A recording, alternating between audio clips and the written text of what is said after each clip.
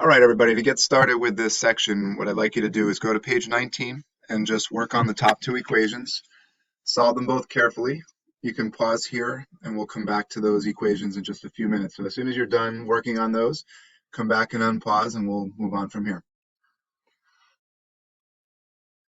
Okay, so we'll come back to those two equations in just a minute, but I would like to wrap up what we did yesterday with the graphing on the floor. So if you would just find an open grid, or you can make your own XY axis. And I'd like you to just work on this scenario for a minute. And I know we got started on it yesterday, but you were working on whiteboard, so that's gone. So to get this on paper, a couple things to think about.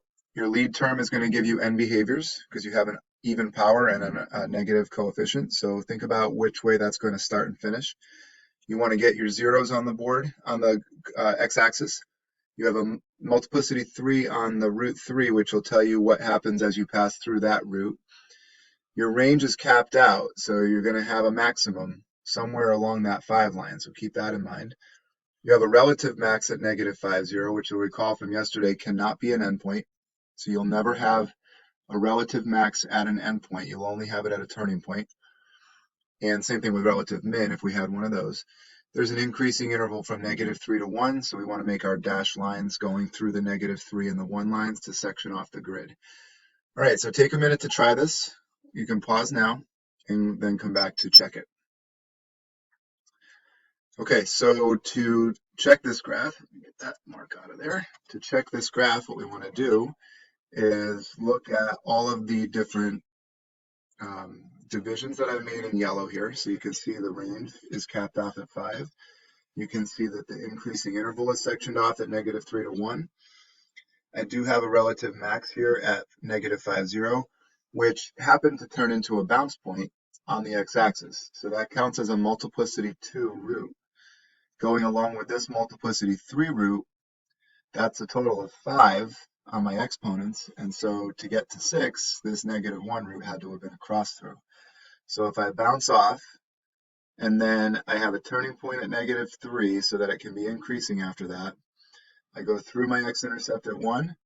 There was no y-intercept info, but I knew I had to cap off at 5. So I have this thing turning on the 5 line right at the end of the increasing interval. So remember, the increasing interval was supposed to be from negative 3 to 1. So I want this to be going uphill until it gets to 1, and that can be where I top it off. So then I come back through and I flatten out at positive 3 for that multiplicity 3, continue on down. The down and behaviors, because of the negative coefficient, I knew it had to finish down, and because of the even power, it had to also start down, so they're matched. So hopefully you got that. We've had lots of experience with these now, so we should be in pretty good shape, I think, but if there's still difficulty with these, let's make sure we clear that up with some tutoring.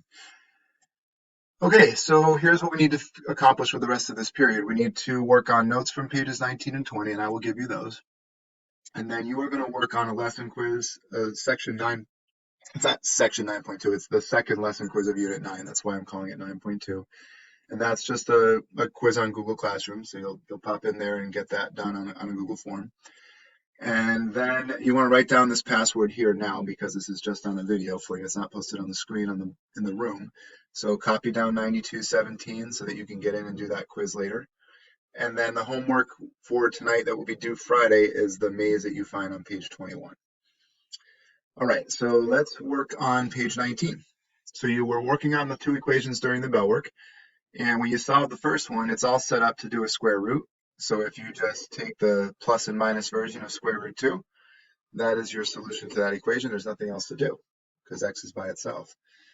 When you did the second one, you have x squared equals negative 1. So when you go to do plus and minus root negative 1, we have no solutions because up until today, we don't have a way to handle a square root of a negative. But the title of this topic is Introducing Imaginary Numbers. So you're going to be introduced to an entirely new set of numbers that is the other side of the number set from real numbers. We have real and we have imaginary. So we're going to work on imaginary today. So if you would, just pause. I'm going to have you read through this box here, this historical note on imaginary numbers. So just take as long as you need, a minute or so to read through this box on pause and then come back. All right, so there's a brief history of why imaginary numbers came to be.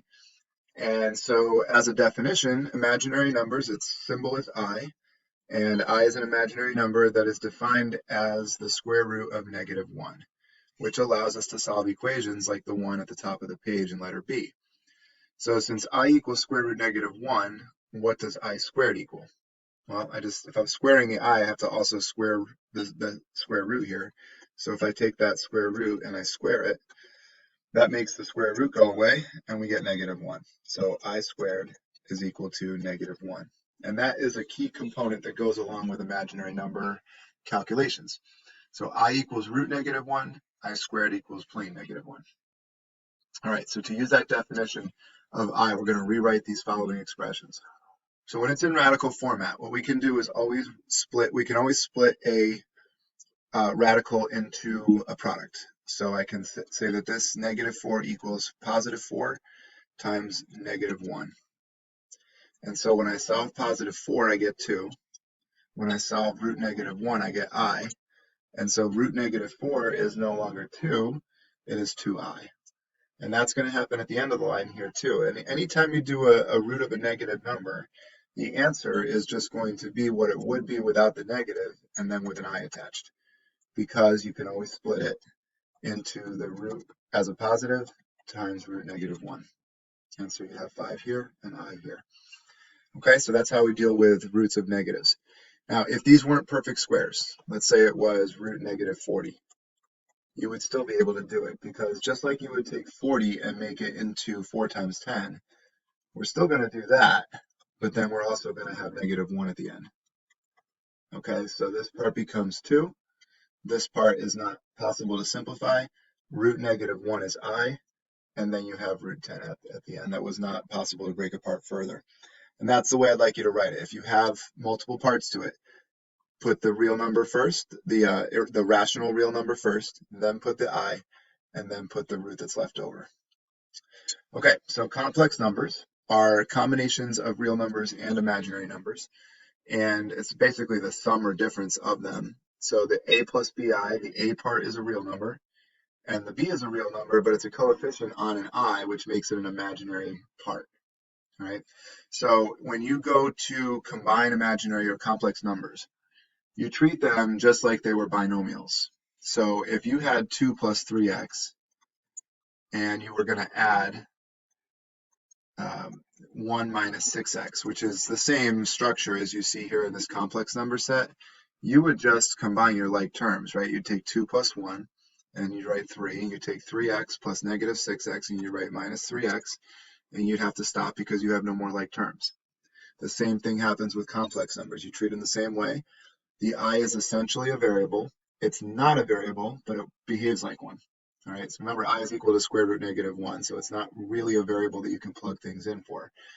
But what it is you treat it just like if it was a variable. So you're going to have 2 plus 1. You're going to have 3i plus -6i. And this is the format that you always write complex numbers in. If you have part of each, the real number comes first, then the sign in between, and then the imaginary part. All right, negative in between, just distribute the minus. So it's 5 minus -4, which is 9. It's -2i minus -1i, which is plus, so minus 1i. 9 minus I there. And this part is just going to work like any other multiplication of binomials. You're going to go through the FOIL process. So 2 times 3 is going to be 6. 2 times 4i is 8i. Then you have -i times 3. And then you have -i times 4i. So minus 4i squared. At the end, when I go to combine these, I'll have a 6.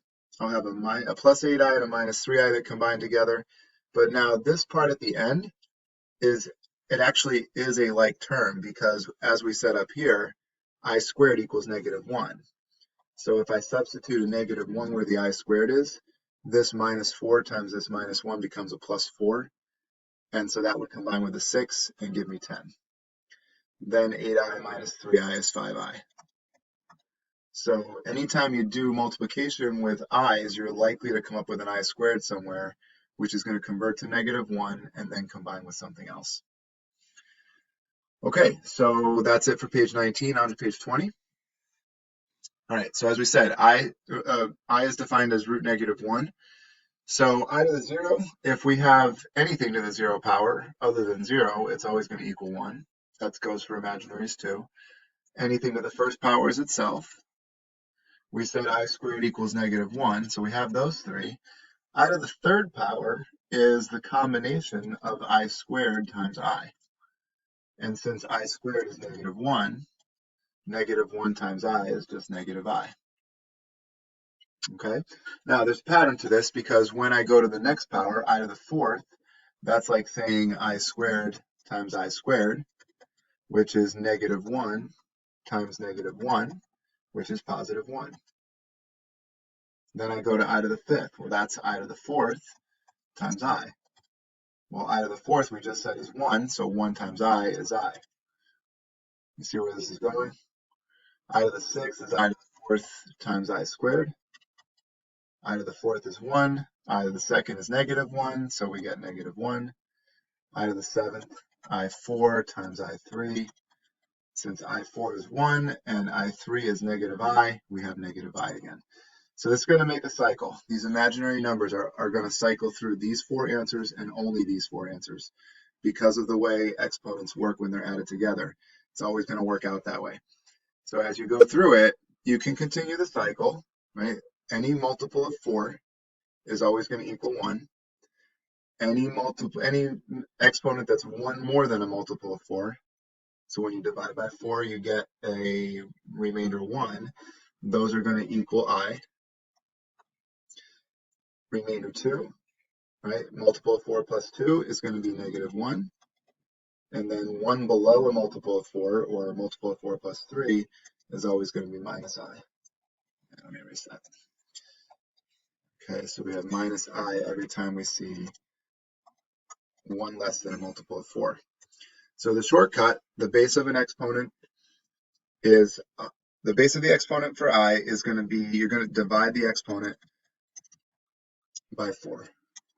The remainder of the division becomes a new power of I, and then you can just go from there.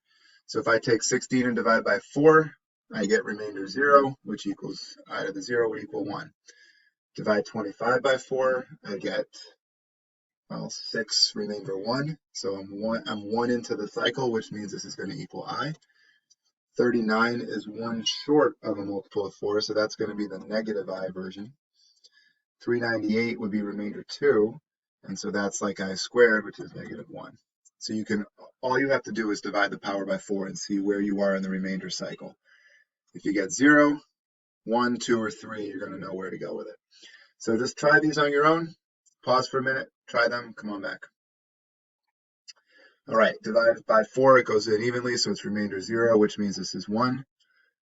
75 would be 1 short of a multiple of 4, so that's -I. 125 is 1 more than a multiple of 4, so that's +I. And 174 is 2 short of a multiple of 4, or 2 more than a multiple of 4, so that's going to be -1. So hopefully you did those right. Okay, we're caught up with our notes. So the remainder of the period, you need to get directly into lesson quiz 9.2. Go there right now and do that. Password is 9217. If you still have time, you may work on the maze on page 21, but that is your homework assignment that we will check on Friday.